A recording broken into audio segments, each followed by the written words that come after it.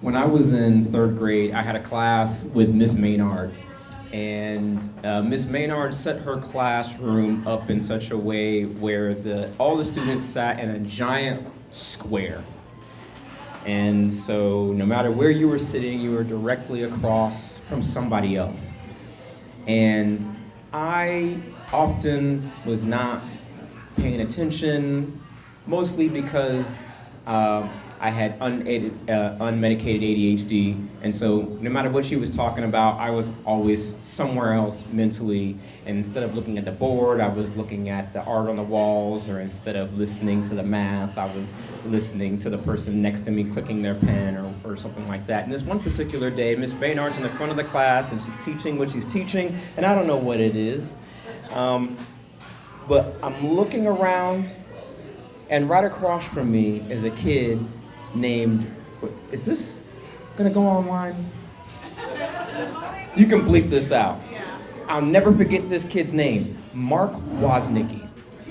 It's weird how you remember these little things. How do I remember this kid's name from 8th grade? I don't know, but it's in there and it's never going away. Mark Woznicki sat directly across from me in the square in Miss Maynard's class, and Mark Woznicki is in his nose, deep. He is in there. I was actually thinking it's good that I'm going in the lineup where I'm going because everybody's finished eating because it's getting worse. Mark is digging in his nose like it's his job. He's in there like a 49er prospector looking for gold. He's in his nose like the cure for cancer or is in there somewhere. He's in there. It's crazy. And he's digging, and I'm increasingly disturbed. I have what's called in the streets lack of face control. And so when I feel anything, it's always on my face. That's why I can't play poker. Don't invite me to a poker game after this. I'm not going to play with you because I will lose all of my money. I'm not going to play. And I'm looking at Mark, and he's in there prospecting, and then he pulls out his finger, and he inspects his work, and then he eats it. I know, I didn't do it. I'm just telling you what I saw. Talking mind, and I'm as disgusted as you are. I cannot believe he just did what he did. And I'm looking at him, and he's looking at me, and I'm looking at him, and I'm looking at him. He's looking at me, and I'm looking at him, and then he does this.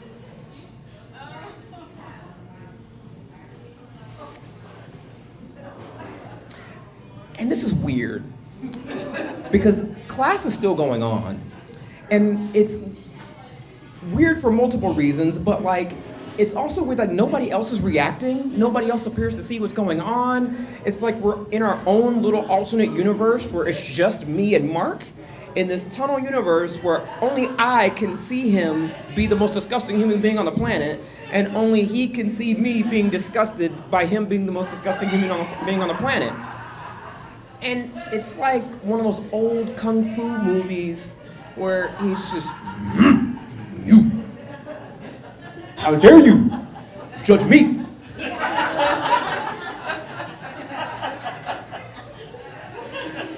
And as soon as we go out to recess, we're on the playground, and he comes up to me and he takes the old kung fu movie thing to the next level. It's like, I challenge you to a fight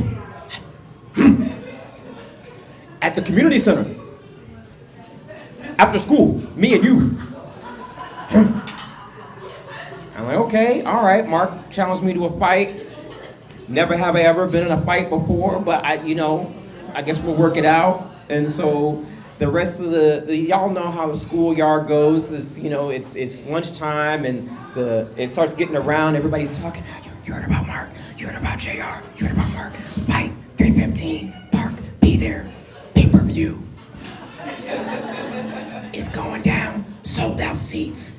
Standing room only. School ends. We go to the community center. Now I gotta say, one positive thing about Mark. This is very convenient for me that he decided to have our scheduled fight at the community center after school. I appreciate that. It was already, we were already both going to be there, and so it was very, convenient. We didn't have to meet some other place. We were already, both going to go. We were both going because we were both in the same taekwondo class after school. And Mark, I don't know if all taekwondo classes are like this. The taekwondo class that I was in was like this, but it's the kind of class where, you have to earn your first belt. In martial arts, you get a white belt, and then you get a different color, and depending on the martial arts you're in, they're different colors, but it goes all the way up to black belt. When you're a black belt, you are the badass, and you have, you know all the things. And he was already 3 belts ahead of me, because when at least the taekwondo class that I was in, you have to earn your first belt. You don't even get a white belt until you've been in the class for a little while, and I had just been in there for a few months, and he'd already worked his way up 3 belts ahead of me, and so I'm sure I was supposed to be afraid, and I wish that my head was as empty now as it was back then, but it wasn't. It's not now, and so I wasn't super worried. I don't know what I was thinking, but it wasn't much. We get to the community center, and those of you who've ever seen a schoolyard fight, it's a circle. It's been passed down from generation to generation that all schoolyard fights are required to have a circle of children, and the combatants have to be in the circle. Why not a square? This boxing ring, that's a square. I don't know, but the circle. So all the other kids are in a circle, and me and Mark are in the circle, and he knows his stuff. I've seen him in taekwondo class. He knows what he's doing, and he gets into his Karate Kid stance.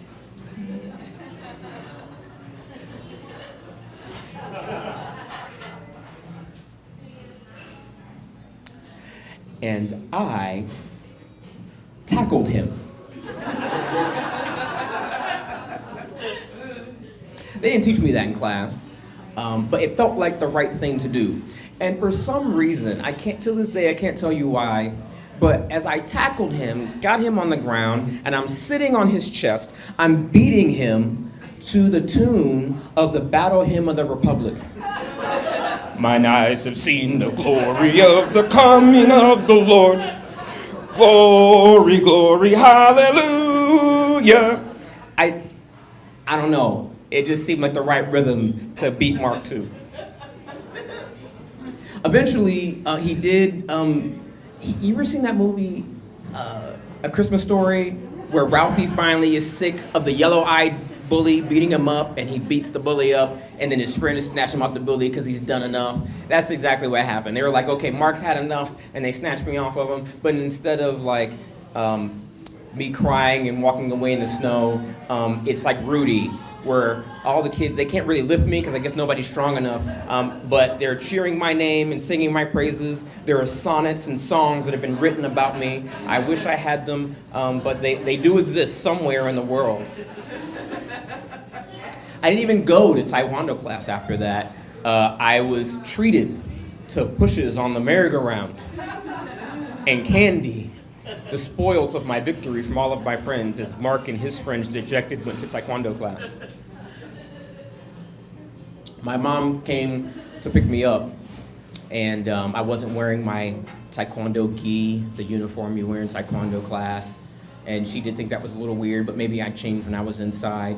And as soon as I got to the car, I told her, I said, hey, Mom, I don't think I want to do Taekwondo class anymore. I think I'm done.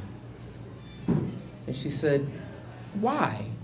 Which is a question, of course, you would ask your child. They've asked you to do this class and this thing that they're interested in, and all of a sudden they're coming to you and telling you just out of the blue they don't want to do it anymore. And I told her the truth.